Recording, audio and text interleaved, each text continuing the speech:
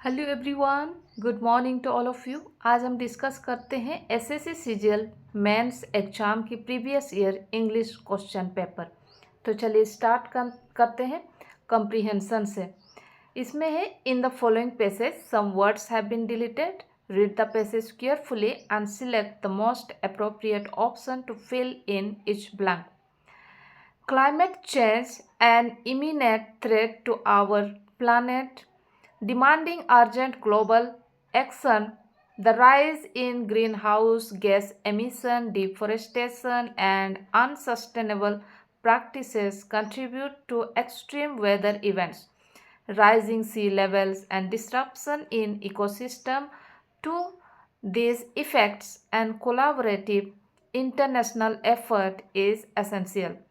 Nations to reducing carbon emission, transitioning to renewable energy source, and implementing sustainable practices. Cooperation on technology advancement and sharing resources will foster a collective resilience against the impacts of climate change. The urgency of this issue calls for a united front where government, businesses, and individuals work together to create a sustainable and resilient future for the to come. एक एक करके discuss करते हैं। Climate change days an imminent threat to our planet. Option में है will pause, pauses, will be pausing, paused. क्या simple past की बात हो रही है? नहीं, ये सिंपल पास्ट नहीं, सिंपल प्रेजेंट की बात हो रही है कि क्लाइमेट चेंज जो है एक इमिनेंट थ्रेट है टू आवर प्लानेट। तो सिंपल पास्ट तो पॉज्ड हो गया, इसका एलिमिनेट कर देते हैं। विल बी पॉजिंग भी नहीं होगी, तो option number 2 poses, climate change poses an imminent threat to our planet. आगे देखते हैं, ये ऑप्शन नंबर 2 सही है।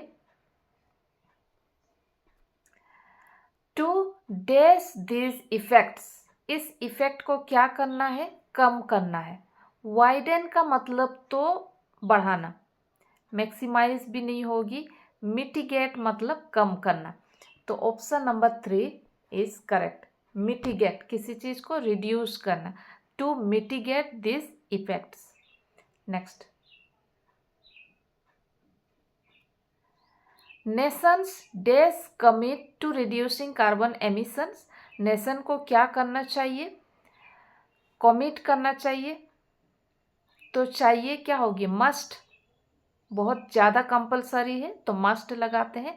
Nations must commit to reducing carbon emissions, तो ऑप्शन नंबर 1 में है मस्ट, मस्ट।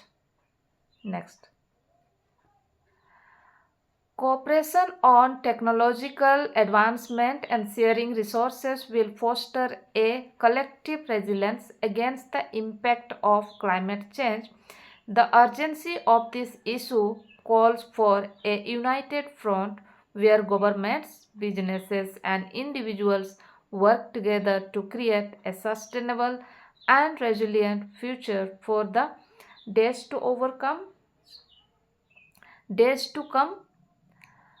बैकवर्ड नेशंस नहीं, यहाँ पे हमें नाउन चाहिए। Generation, for the generation, future for the generation, आगे फ्यूचर के जनरेशन के लिए, तो जनरेशन सही होगी।